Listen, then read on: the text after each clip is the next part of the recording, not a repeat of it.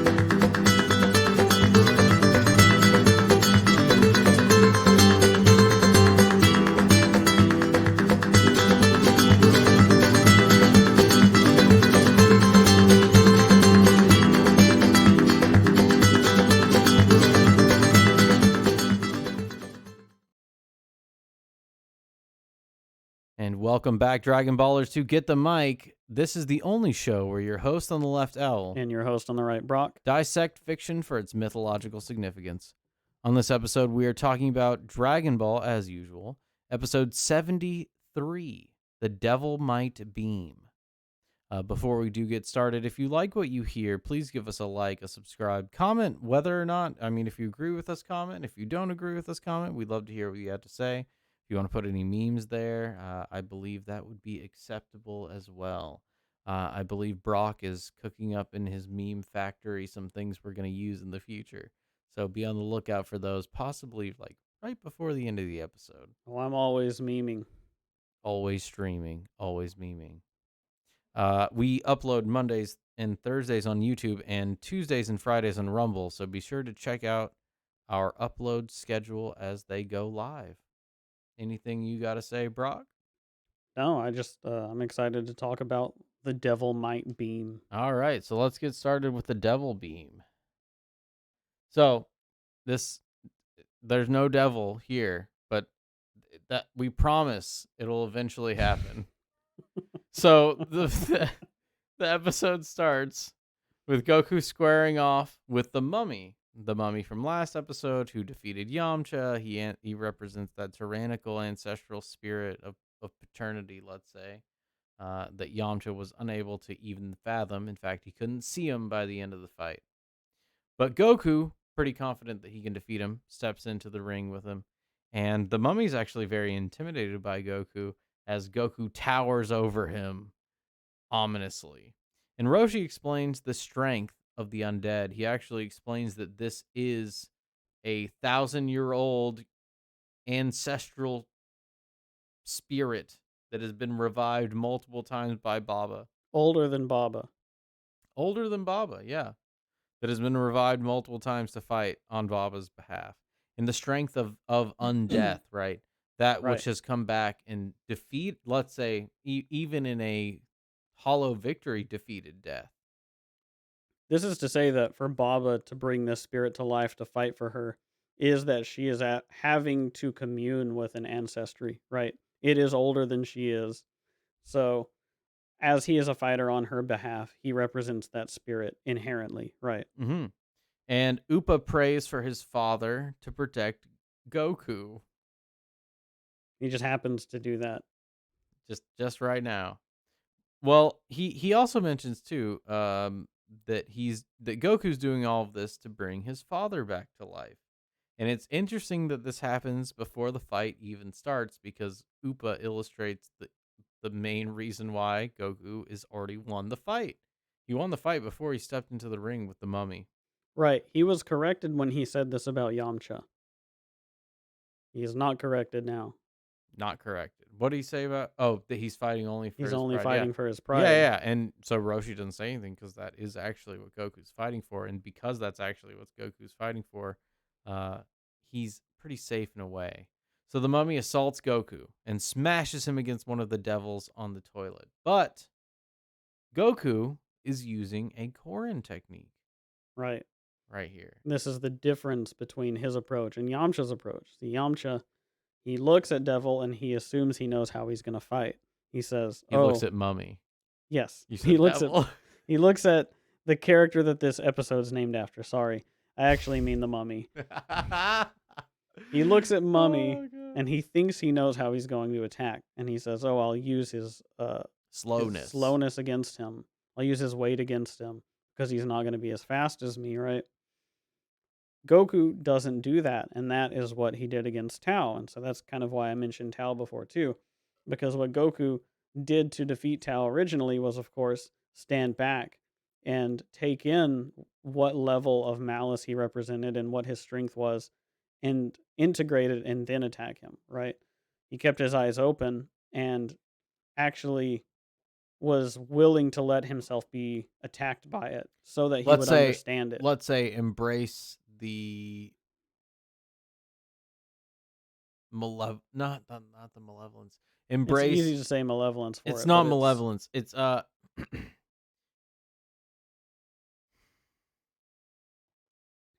embrace the danger of the world. right. And so just by him being able to do that, by him opening himself up to the world and saying, I can handle it, bring it on, Yeah. right? Come It at me. unnerves the mummy. The mummy's like, oh man, I don't know And then about he this says, I guy. don't see an opening.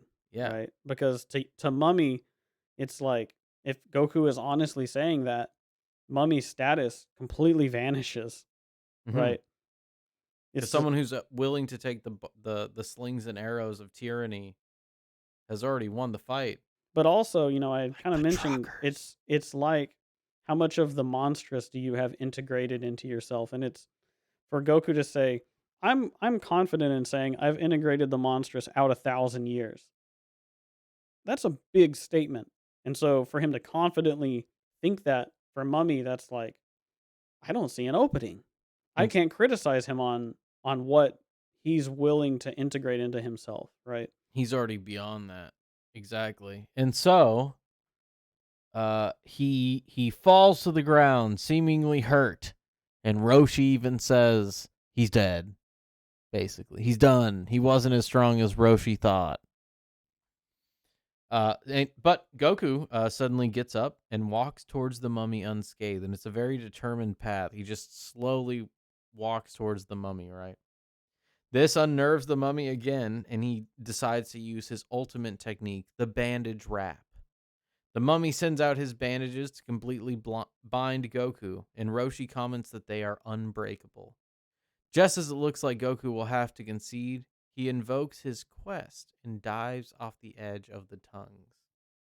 And so this is really his ultimate technique. Like the bridge, which is that breaking of the spirit, right, is a powerful attack. Don't get me wrong. But the instantiation of the preservation of tyranny and the instantiation of it across time, 1,000 years, is enough to break the spirit completely, every bone, not just the back, but every bone in a person's body, right? Their complete skeletal structure, that which keeps them rigid to stand up against tyranny, let's say.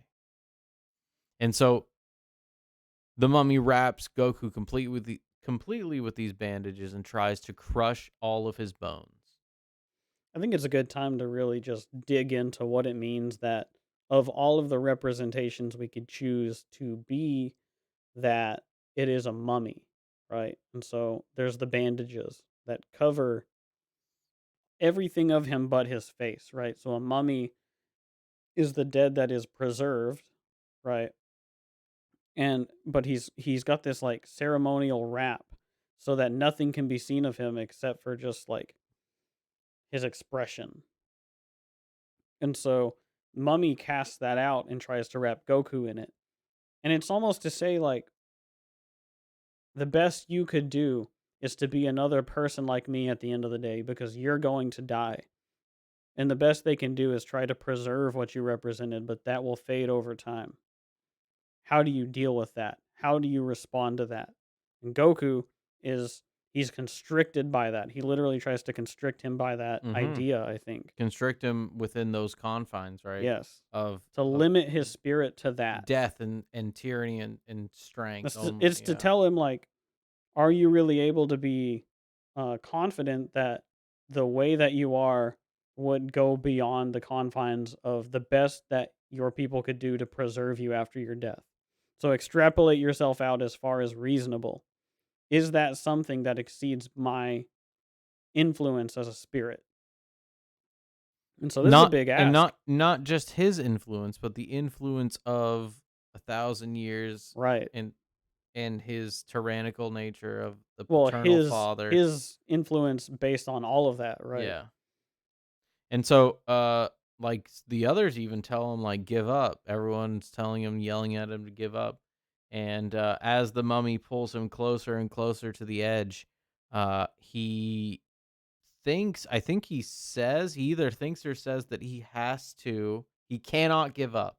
He will die before He he will gives die up. before he gives up because he has to win the fight to save Upa's father. He's taken on that And level as of soon as that responsibility. happens, right after that happens, he knocks a small stone into the poisonous swamp below and sees it disintegrate. And so he realizes this chaotic filth down below can disintegrate the ceremonial preservation of tyranny. I think And that's a really good way of putting it. he dives down.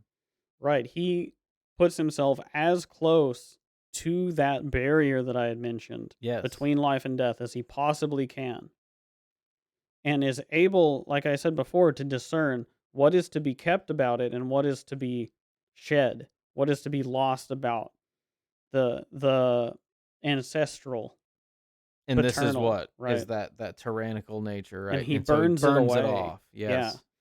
He's able to burn it off without sacrificing what he is. Mm-hmm. So he's not only able to keep himself alive, he's able to discern what about this is different from himself. That's a big deal. And it happens pretty quick. Right. Yeah. And so and it all stems from that divine spark of his quest, right? Is his modus operandi, what's driving him? It's not a corrupt mode of being. It is a pure mode of being that is focused in a holy way. And so a holy warrior, which Goku is easily able to defeat monsters. This is also a great time now to talk about the symbology of the demon toilets a little bit more. Because what does a toilet do away with but your filth? Yes. Burns away the thing that, It burns a toilet burns? well, symbolically, it gets rid of it, right? In the same way that the swamp burns away something, right? So a toilet Well, sheds see, the waste from you. I was thinking that the reason the swamp is like corrosive in that way is because of the toxicity exuded by people who manipulate their logos magical words, which are demons. And that's why they're on these tongues, right? Which is that corrupted creation of order from chaos that is not holy and not beneficial and not good because God said the word was good, let's say, and this is manipulating that to where the word can be bad. And Right, so it's a corruption of all that, and it's a disgusting fetid pool where these toxic trolls right. speak their That's filth. that's a good way to put it because that which is gathered at the bottom is the stuff that gets flushed away from the people who succeed at this test. Hmm. Or it is shed away as they attempt to win the fight. And these are the things that need to be sacrificed to death, that need to be given up to unbeing, right? So those aspects of yourself that you need to get rid of, The dead wood, let's say. right? And And so so Goku burns away the the dead dead wood wood that Goku burns away is not his own of because Goku is adoration, pure. right? But that's what I'm saying. Like, what should be adorated, what should be made to instantiate across time, this ain't it. Tyrannical patriarchy ain't it. So Goku submits it to what he doesn't want to be submitted to because he knows that his mode is good and needs to continue on this But path. he So he also knows that lies and deceit and malevolent speech can destroy tyranny even. Can destroy it's so powerful and toxic that it can burn away those things. right, that those horrible negative things, right? That ultimately the ideology that binds you, or the mode of being that binds you, or the thing that defines your influence, you could say your identity across time, um, that it is not immune to those to that level of toxicity or malice, right? Well, right, and I mean this is to say like it is the tendency for evil to undo itself. Yeah, absolutely. And so, as Goku falls into the toilet, like we've said, the side characters think he's dead. They think he just died Roshi thinks Goku's dead every 5 minutes. every 5 seconds. It's terrible. However, it seems that he used the toxic liquid at the bottom of the toilet to burn the bandages while keeping himself from submerging. Goku then jumps back up the demons, brushes off the rest of the bandages, and the mummy, out of options, rushes Goku only to be countered with one punch and delivered into the very first Goku pizza hold, The pizza where he hole. holds the unconscious body of his opponent above his head and throws them off. Now he holds it like a pizza, like someone delivering a pizza. And I like this conceptualization because it's to say I am not only above your spirit, but I can lift your entire spirit with one hand. And toss it aside. Yeah. And brush you off aside completely. It's something that I can handle, right? It's something that I It's have a like a grasp pizza. on. It's something that nourishes me. You It's like a pizza. it's like a yeah. pizza. It's like a pizza I was gonna say it's specifically like for Goku. your mode of being is something I can grasp with my hand, but Nope. you're like, nope, it's like a pizza. It is like a pizza because It is great. Goku's contention with these spirits, right, is that continual testing of his own spirit against adversarial spirits, and Yeah. that is what nourishes him, and he holds it up as a pizza. There And you then go, he tosses it aside because as a pizza. as you do toss pizzas aside. So puts him in the pizza hold. Yeah. I mean, it's a great move. I'm glad he uses it later on. And like I said, it's not just for no reason. No one else uses it because no one else wants to show the instantiation of their dominance in the same way that Goku does, and that's to say that he can manipulate one's spirit with one hand and put it above his own. He's not worried about that because I mean, There's no as we'll threat. see later, like when Vegeta's victorious, he like stands over his opponent, Sure. right? Well, Uh, that's what Goku does in and this is what heroes like Goku do across anime and manga, which is they defeat their opponent, but they actually hold them in an esteem. They try to respect them. There you go. That's a good way to put it. And Vegeta doesn't hold his opponents in esteem. And even hold his allies in esteem. Goku understands the potential good in somebody, no matter what, and he holds them in that esteem. And there's a reverence towards the spirit of his fighters. The strength that they have and what they could do with it. Right. And so, and here Goku's And that's the able, pizza hold. and that's the That- hey, the pizza. It's a great hold, way of putting it, though, because that's what he is doing. Is he's holding it up. and it nourishes him. That's the other thing I love It's about so it is that good, it's yeah. a pizza.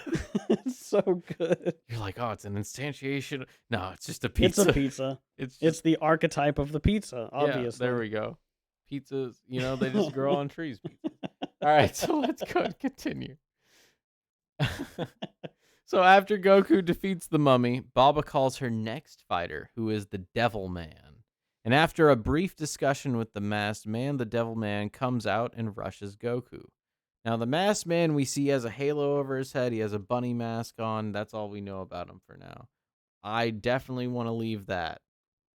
Not a bunny. We are gonna have a long episode about that later. So we'll talk about the It's masked man. definitely. I do want to say though, it's not a bunny mask. What is it? It's a kitsune. Is it not a rabbit? It's a fox. It's not. Is it really? Yeah. Hold on. I can't See the see it. pointed ears? It's a fox mask. Yeah. Okay, okay. It's a I'll look in a ceremonial second. ancestral mask. But we'll talk about it. I suppose so. I thought it was a bunny for some reason. What I did I say it was, I thought Brad? so too, until our good friend Chris Ombra reminded me that it was not a bunny mask. And so I looked Reminded you, into it, eh? yeah. Oh. Because he was like, "Oh yeah, I'm excited to hear you talk about what you think about the mask." And I was like, "Oh yeah, it's a bunny mask." And he said, "No, it's not." So I can't even take responsibility for that revelation. Hmm. But it's interesting. Okay. Well, yeah. I mean, we'll definitely get into it. I'm glad he brought it up. But I didn't even want to talk about it this time. We're already talking about it.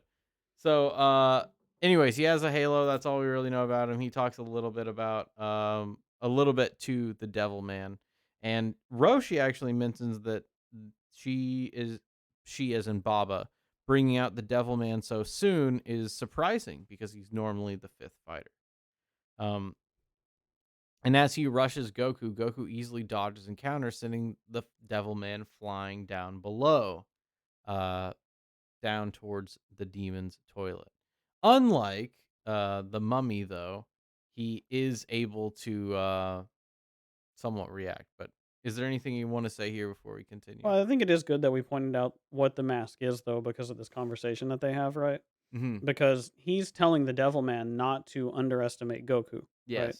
And so the person that would be telling the devil, right?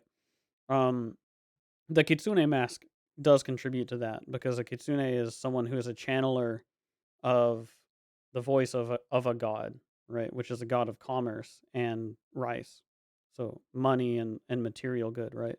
And so he's almost like there would be a reason that somebody who's trying to actually represent the Kitsune would be able to tell the Devil Man that they have a grasp of spirit even above his. Well, we also need to talk about the Devil Man, right? Right, So I was mentioning earlier, like classic monsters that you would see, like me and the boys, right? right. And this would be And if somebody would like to make that meme, that would be incredible. with Just replace the boys with the boys in this tower. with what is his name? One of them needs to not be there because Dracula they're Man, invisible. Dracula Man, Dracula Man, Mummy, Invisible Invisible Man. Man, and Devil Man. Yeah, So one of them needs to be gone, but one of the oh, there's five. Is there five? I guess we can have the Kitsune. Yeah. If Well, there's five of them. I thought there was four, though, no, there's four. That's what I said. You said one of them would need to be gone. Oh, because the because the invisible. Invisible Man. Now I get you. Okay. So let's talk about the Devil Man a little bit. So the Yeah, Devil Man being the last fighter, right? This is and devils being, right, those fallen angels. This is someone who can manipulate his magical words to turn them into something negative, which is already what we're going to see a foreshadowing there, right? Into what's going to happen. And by negative I mean against being, undoing being with his words. right. And so, he going out there, thinking it's going to be a piece of cake, right? The masked man tells him it might not be. Don't underestimate him. And that's kind of the what you were talking about there. But during that exchange, the first exchange they have, it's clear that Goku's spirit has already encountered the further a spirit of anti-being than this He's in encountered Tao. a heavenly spirit, right? Yeah. Because that's what the Devil Man is he's a heavenly spirit that's turned An against unholy the heavenly. good, Yeah, right? yeah. Mhm. And so it's still Or the strength of divine spirit, spirit, let's say. but it's inverted, right? And so Goku, like we mentioned before, he's already gone up Korin Tower, right? And so Baba has taken him partway up her tower, so to speak. And so Goku has encountered I would say, possibly more powerful heavenly spirit than this unheavenly spirit is. As he's gone to the top and we see him gazing into the sun, right? And so we talk about this as an anti being spirit, right? But the most pro-being spirit is the sun. The And sun he's already is praised, creation. right? He's already And praised. we see him at the top of Corn Tower praising the sun, right? So we know that Goku has a reverence for a heavenly spirit above this spirit. Right, and it's interesting that the Devil Man flies up to that like red orb up there, right? And it kind of Mhm. looks almost like a pseudo sun. And when Goku knocks him off, the Devil Man is able to fly back up, right? He's not as susceptible as the Mummy to Goku. He's not going to die or he's not going to get knocked out in one hit, but he definitely has trouble contending with him directly, which is what would happen with a spirit who is bent on using or corrupting the logos to his own ends, right? It wouldn't be able to directly confront Goku because it needs to use that deceptive nature. And so we're going to see, let's say, that deceptive and corrupting nature. So we're going to see what that looks like in just a second. Let me switch these. Because the Devil Man escapes the bottom of the toilet with his wings, and Goku stands ready for the next attack. But the Devil Man reveals his ultimate attack, the Devilmite beam. It targets any negative thought in the subject, causing that person to explode, meaning the impurities.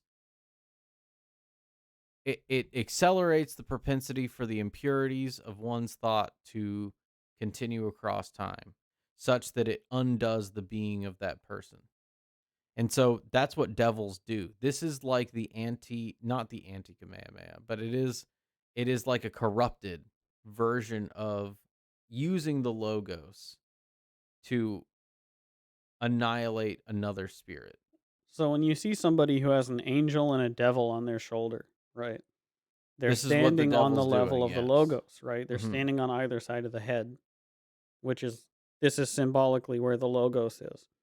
And so they speak to the two sides of the logos. And so the devil man is like that, right? He does represent that devil on your shoulder that speaks from a level of intellect that that's Luciferian, right? That And intellect, nihilistic, right? That will right? say like, what does it all matter? Just worry about yourself. And the if a person follows that mode of being, it's ultimately destructive. That's what the devil might Right, is beam does. denying the existence of the good. And the devil might beam basically makes it to where as if you had acted in negative ways all across time. And so most people would die to it. Is to say you can't be perfect. And Right. because you can't be perfect, there is a more uh it's to say that life skews towards the imperfection. That that it's more likely that people go with the thing that is negative than the good. And essentially to say ultimately that things And not lead just towards the people, bad. but mankind Yeah, itself. It's humanity. almost that idea that mankind itself aims towards the negative. Right. We were just talking about this with Dark Souls, right? In fact, Devil Man himself says it uses the most powerful force imaginable, which is negative thought, negative energy, right? It's almost to say it's scientific. Not to say that that is true what he's saying, but it is an instantiation of his belief behind it, right? Right. He believes that that's the most powerful thing, which that scientism, that purely rationalistic thought that let's say Lucifer had is ultimately destructive as well. And it destroyed him to become Satan just as it can destroy a regular person who sins. Exactly. And it's trying to say because of your propensity to have that within you, you're doomed. Now, I will say it'd be very interesting to see if the Devil Man was there in the Red Ribbon compound, what would have happened? Because that would have might have been a chance when Goku might have exploded from this attack. Possibly. I mean, n- part of what Goku's doing in this fight is making sure that it is integrated, right? No, and I mean because of his orientation, he just reaffirmed it with the mummy, and Upa's been like they call it out every so often just to remind you, hey, Goku is on this path now. Like this is not about finding his grandfather's ball anymore. It's about redeeming the spirit of his grandfather, and by doing that, reviving Upa. Bora. I always get them. I always mix them up. No, I like that you put it in that order because that is really what it's about. But Goku hasn't explicitly accepted that that's what it's about, right? And it doesn't have to be. He's He's embodied. performatively doing it Yes. because this is the way that he could But performatively do it. performative is oftentimes better than Well, it's articulated. necessary here in the physical. Is it right? necessarily better than articulated? It is necessary here because this is the realm of the physical, of the material, instead of, say, Korin's tower, which is the spiritual. The realm of the spiritual. Sure, Yeah. yeah. And so this is Baba's place, right? She likes fights. And so he's having And to act money. it out. Yeah, he's having to act it out in the physical way, Yeah, right? very much. And so the episode ends with the Devil Man standing over Goku, just as Goku had done to the mummy in the beginning of the episode. I like that. I like the callback. reversal there, yeah. Yeah, definitely. And it is to say that this is quite a danger to anyone, really. This what is the Devil Man- magnitudes multiple above Mummy. Yes. And even as strong as Mummy was, Devil Man is even stronger. So I think we're pretty much at the end there. This one did not take us that long, I don't think. We're only 29 minutes. It's our one of our shortest episodes. Crazy. Wow. Well, if you guys liked what you heard, please give us a like, a subscribe. We upload Mondays and Thursdays to YouTube, Tuesdays and Fridays to Rumble. Also, give us a subscribe, comment if you agreed, if you disagreed, whatever you feel like commenting. We'd love to hear you. I'm your host on the Left Owl. I'm your host on the right, Brock. And we hope you guys have a good night.